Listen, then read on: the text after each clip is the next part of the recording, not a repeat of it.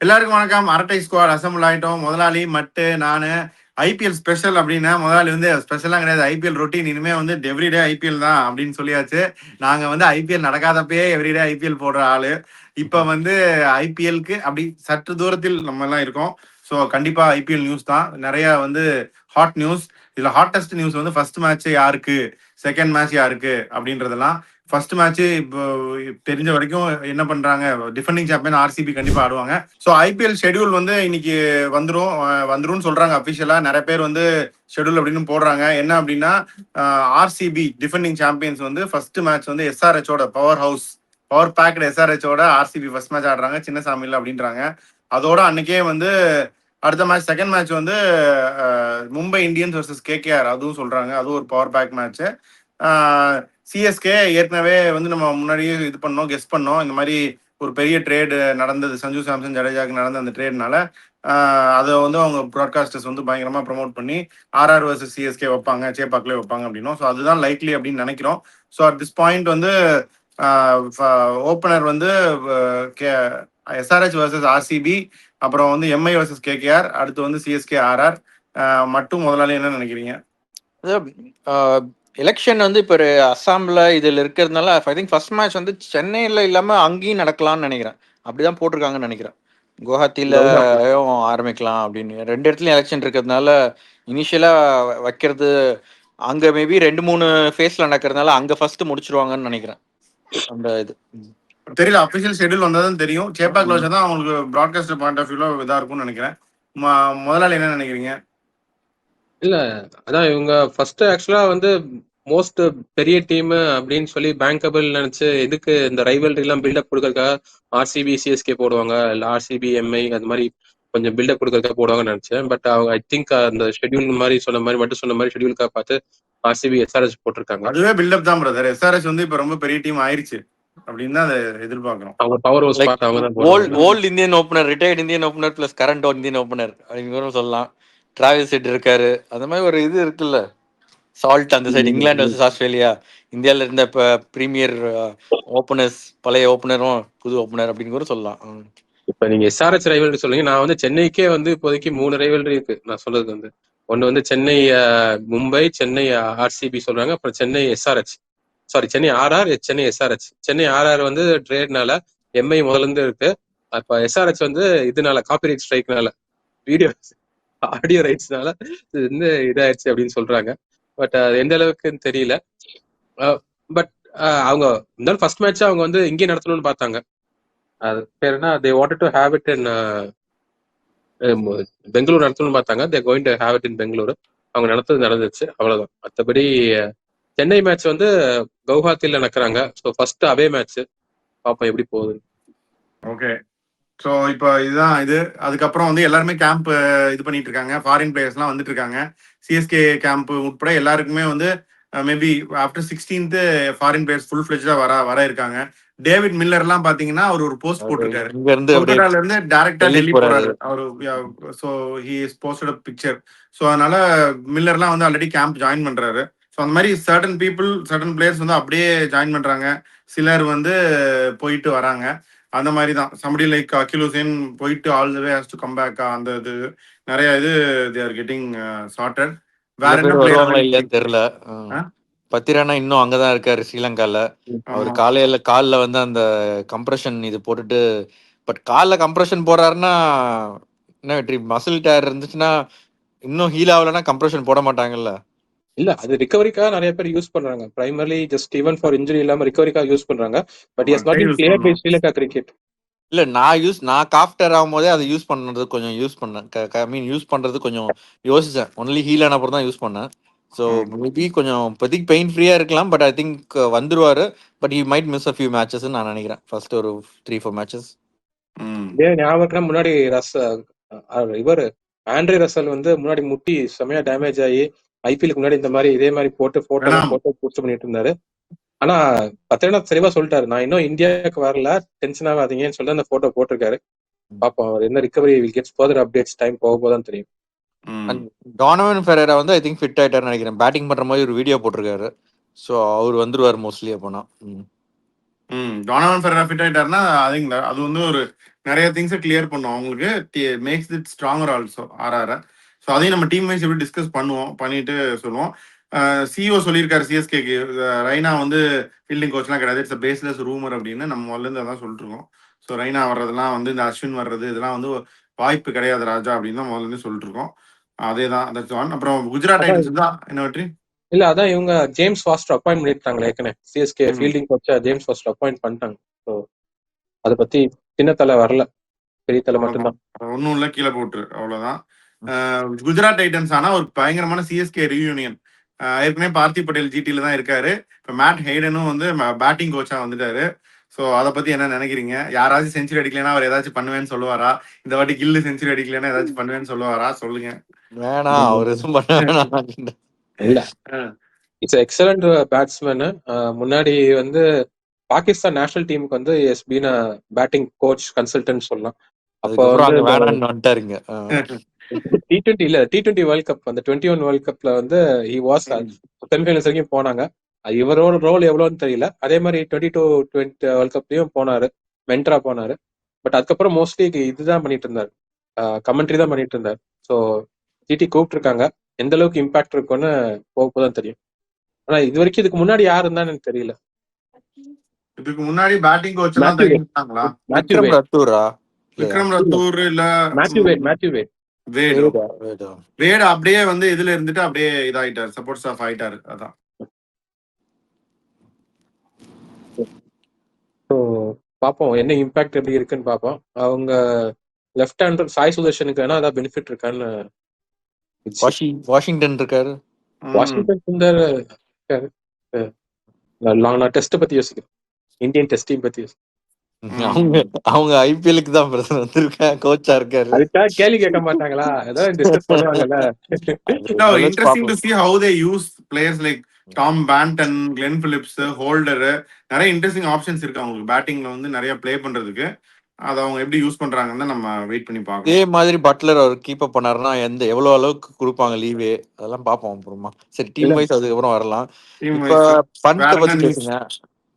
மீட்டிங்லாம் இருக்குன்னு சொன்னீங்க கேப்டன். இது அதோட முக்கியமா விராட் கோலி, விராட் கோலி வந்து பிராக்டிஸ் பண்ண ஆரம்பிச்சிட்டாரு. அது வந்து பயங்கர வைரல் ஆயிடுச்சு அந்த வீடியோ. இயர்பாட்ஸ் எல்லாம் போட்டு பேட்டிங் பண்ணிட்டு இருந்தாரு கும்முன்னு. டக்குன்னு எடுத்துட்டாரு. ட்விட்டர்ல வேற ஐபிஎல் அப்படின்னு போட்டு இது பண்ணா வேற ஏதாவது நியூஸ் வரும்னு பார்த்தா மொத்தம் எத்தனை ஸ்கிரீன் போனாலும் அதே போட்டோ தான் நிறைய பேர் போட்டு வச்சிருக்காங்க. ஒரு ஸ்க்ரால் பண்ணிட்டே ஒரு 10 செகண்ட் 20 செகண்ட் ஸ்க்ரால் பண்ற அதே பிக்சர் தான் எல்லாமே. ஸோ அதான் கோலி தான் இது talk of the town. Batting start பண்ணிட்டாரு. வேற என்ன இது போட்டோ ஷூட் இருக்கு, கேப்டன் மீட்டிங்லாம் இருக்கு, அதெல்லாம் சொல்லுங்க மட்டும். கேப்டன்ஸ் போட்டோ ஷூட் வந்து ஐ திங்க் மார்ச் 15 நடக்குதுன்னு நினைக்கிறேன். அது இன்னும் வந்து கேப்டன் எல்லாருக்குமே எல்லாமே ஆல்மோஸ்ட் ஃபைனலைஸ் பண்ணியாச்சு. கேகே அது மட்டும் இன்னும் அனௌன்ஸ் பண்ணல அஃபிஷியலா நினைக்கிறேன். ரஹானே போன தடவை இருந்தாரு, பட் எதுவும் சேஞ்ச் பண்றோம்னு சொல்லல. பட் அவங்களும் வந்து மென்ஷன் பண்ணல எதுவும் இது இருக்கும். மத்த எல்லாமே ஆல்மோஸ்ட் அதே தான். கேப்டன் அவரும் வந்து கிரிக் பஸ்ல மட்டும் பேசிட்டே இருக்காரு, இன்னும் எதுன்னு தெரியல. விளையாடுற மாதிரி தெரியல அப்படின்றீங்களா? கேம்ப் வந்து அவங்க கேம்ப் பத்தி உனக்கு ஏதாவது தெரியுமா? கேகேஆர் கேம்ப் பத்தி. கேகேஆர் வந்து மும்பைல தான் பிராக்டிஸ் பண்ணிட்டு இருக்காங்க. அவங்க கிரிக்கெட் கவுன்சில் ஆஃப் இந்தியா ஏதோ இருக்கு, அங்கதான் வந்து அந்த கிரவுண்ட்ல தான் பிராக்டிஸ் பண்ணிட்டு இருக்காங்க. இந்தியா போனப்ப கூட, வாங்கதைக்கு போனப்ப கூட தேவர் பிராக்டிசிங் அங்க ஃபர்ஸ்ட்.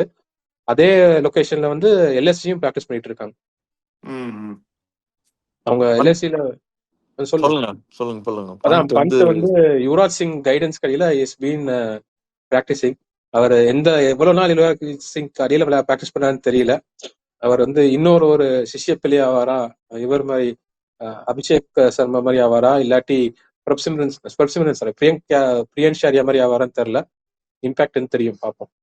அதுவும் இல்லாம அவரு ஒரு 2 நாளைக்கு முன்னாடி அந்த லக்னோ ஸ்டேடியம் வந்து டூர் பண்ணாராம் Yuvraj Singh. So maybe support staff இந்த ஃபியூச்சரா இல்லை இந்த சீசன்ல மென்டர் அந்த மாதிரி ஏதாச்சும் ஒரு வேகன்சி இருக்கு, ஜாகிர் கான் போயிட்டாருன்னு. அதனால அதுல ஏதாச்சும் அவர் வருவாரா அப்படின்னு ஒரு பார்க்கலாம். அது இன்னும் நியூஸ் வரல. பட் அவர் வந்துருவாரு அப்படின்னு, பட் அன்பார்ச்சுனேட்லி அது ஆகல.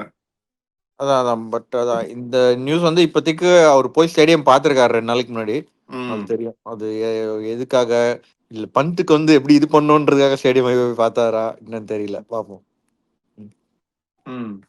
அதுதான் யுவராஜ் சிங் ஒர்க் பண்ணாலே அவங்க வந்து சஞ்சு கூடயும் ஒர்க் பண்ணாருன்னு சொல்றாங்களே. எல்லாரும் கூடயும் ஒர்க் பண்றாரு அவரு.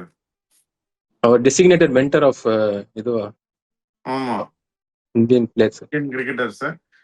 இது தவிர வேற என்ன டீம் இருக்கு டிஸ்கஸ் பண்றதுக்கு? வேற என்ன நியூஸ் இருக்கு? அந்த டிஒய் பாட்டில் இது கப்பு நடந்துட்டு இருக்கு, அதுலயும் நிறைய பேர் பெர்ஃபார்ம் பண்றாங்க. ஐபிஎல்ல பண்ணணும்னு நினைக்கிறவங்க. அர்ஜுன் டெண்டுல்கர் கூட பயங்கரமா இது பண்ணிட்டு இருந்தாரு, அவரோட இதையும் பார்த்துட்டு இருந்தாரு, ஓவர்சி பண்ணிட்டு இருந்தாரு. அவரு பயங்கரமா பேட்டிங் பண்ணிட்டு இருக்காரு. கல்யாணம் ஆனாலும் சரி, நான் வந்து பயங்கரமா வெறித்தனமா விளையாடுவேன் அப்படின்னு சொல்லிட்டு. டிஒய் பாட்டில் கப்ல வந்து நிறைய ரன் அடிச்சது வந்து அதர்வா டைடே 298 ரன்ஸ் அடிச்சிருக்காரு 6 மேட்ச்ல. ஸோ நோட்டபிள் ஐபிஎல் பிளேயர்ஸ் நான் சொல்றேன், பொட்டன்ஷியல் சான்சஸ் இருக்கிற players. Priyansh Arya 5 match 200 run, Luvnith Sisodia 197 6 matches, Hardik Tamore 160, இதுதான் 166 3 இன்னிங்ஸ்ல டைடேவும் சிசோடியாவும் எடுக்கல, எடுத்தாங்களா யாராச்சும்? எடுக்கல. பட் ரீப்ளேஸ்மெண்டா வராதுக்கும் ஒரு prospects.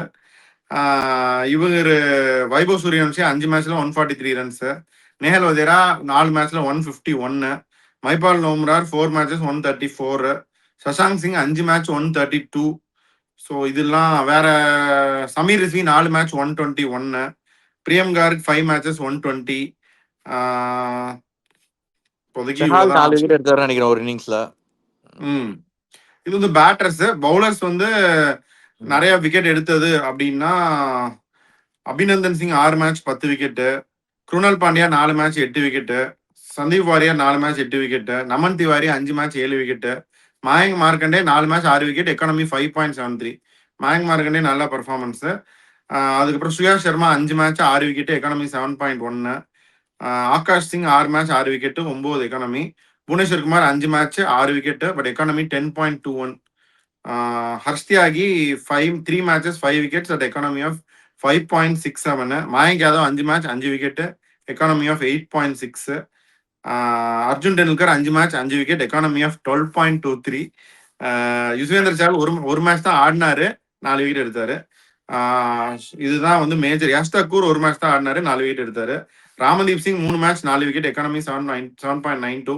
Ashok Sharma 3 matches 4 wickets, economy 8.59. So இதுதான் மேஜர் இது அந்த டோர்னமெண்ட்டை பத்தி. இப்போ டிஒய் பாட்டில் வந்து பிரீமியர் கிடையாது, அவரே step up to the next லெவல்ன்றதான் மேட்ரு. ஸோ ஐபிஎல் யூஸ்வலா டொமஸ்டிக் நல்லா பெர்ஃபார்ம் பண்ணாலும் ஐபிஎல்ல வந்து சொதப்புறவங்க இருக்காங்க. அது பார்ப்போம், how many of them go up to the next level. இல்ல இது வந்து சும்மா ஒரு ஃபீடர் இதுதான். அதுக்கு முன்னாடி வந்து நாங்க சும்மா ஒரு லைக் வார்ம் அப் இது மாதிரி தான் பண்றது. அதுல அந்த ஸ்பாட்ல நான் விளையாண்டு கொஞ்சம் வார்ம் அப் பண்ணிக்கிறேன், அந்த ஸ்பாட்ல நான் பவுலிங் போடுறேன் அப்படிங்கறதெல்லாம் அவங்க ட்ரை பண்றதுக்கான ஒரு வாய்ப்பு. அமன் ராவும் அங்கதான் விளையாண்டு இருந்தா நினைக்கிறேன். விளையாண்டு he recently joined the Aman Khan. Aman Rao sorry Aman Khan. Aman ராவும் விளையாடினாரு. அவன் ஒரு ஆர்ஆர் பிளேயர். அமன் கான் இப்ப வந்துட்டாரு. அவரும் அங்க விளையாண்டு தானே இருந்தாரு. 2 பேரும் விளையாடினாங்க. நான் ஒரு 4 லிஸ்ட் வரைக்கும் பார்த்தேன், அது வரைக்கும் அமன் கான் இல்ல. இன்னும் நீங்க ஏதாவது சொல்லிட்டு இருங்க. அமன் கான் வராரு. அமன் கான் 5 இன்னிங்ஸ் 93 ரன் 100 வரைக்கும் நான் பார்த்தேன். Cut off 5 matches 93 runs, strike rate 150, average 23. அவர் எந்த இதுல வராரு நம்மளுக்கு தெரியல, இல்ல எந்த பொசிஷன்ல ஆடினாரு. நம்பர் 4 to நம்பர் 6 வந்தாரு. டிஒய் பாட்டில் ரெட் காட்டி இருக்காரு அவர். ஆமா 30 நான் சொல்றேன் எந்த பொசிஷன் ஆடினாரு. 35 ரன்ஸ் அடிச்சிருக்காரு ஒரு மேட்ச் 19 பால்ஸ்ல. அப்ப வந்து அமன் கான் வந்து DY Patil red 4 to 6 position விளையாடுறாரு, மாறி மாறி விளையாடுறாரு. 4 மட்டும் பாருங்க. அதாவது அவன் இன்டர்நெட்ல தட்டி பார்த்து சொல்றத மட்டும் வந்து அப்படியே மைண்ட்லயே வச்சிருக்க எல்லாத்தையும். அதான் ஒரு 35 ஒரு 15 நினைக்கிறேன். மத்த இதுலலாம் ஒண்ணுமே இல்ல. உள்ள கீழே போட்டுறா. சரி சொல்லுங்க, வேற என்ன இம்ப்ரெசிவ் பர்ஃபார்மன்ஸ், வேற என்ன இம்ப்ரெசிவ் இது ஐபிஎல் பொறுத்த வரைக்கும் வேற என்ன வருது? அதான் இப்போதைக்கு நடக்கதான் தெரியும். அதான் பிரேக் எடுத்து ஜாயின் பண்றான்னு நினைக்கிறேன் சிஎஸ்கே கேம்ப். யாரு? சஞ்சு சாம்சன். ஓகே, ஆனா 16 தான் இவங்க எல்லாம் ரீகேதர் பண்றாங்கல்ல. ஒரு நாள் முன்னாடி வந்துடுறாரு. இப்ப கோலினா விராத்தியன் அப்படிங்கிறீங்க, எம்எஸ்டிஎன் அப்படிங்கிறீங்க. இப்ப சாம்சன் ஃபேன்ஸ் எல்லாம் சாம்சன் ஐட்டம்ங்களா? அவன் இன்னும் இருக்கும்போது சொல்லணும்னு நினைச்சேன், பட் என்னால கண்ட்ரோல் பண்ண முடியல. சாம்சனைட். சாம்சனைட்ஸா ஒரு இது. ஓகே, வேற என்ன நியூஸ் இருக்கு சொல்லுங்க ஐபிஎல். இல்லாட்டி ஐ திங்க் க்ளோஸ் பண்ணிடலாம்னு நினைக்கிறேன். இனிமே வந்து தினமும் ஐபிஎல் தான், எப்போதும் ஐபிஎல், எங்கும் ஐபிஎல் தான். வேற ஏதாவது இருந்தா சொல்லுங்க, we can close. இப்போதைக்கு இவ்வளவுதான் IPL updates. we keep feeding you as we get more news. இதோட சைன் ஆஃப் பண்ணுவோம். பாய். டேஸ்ட்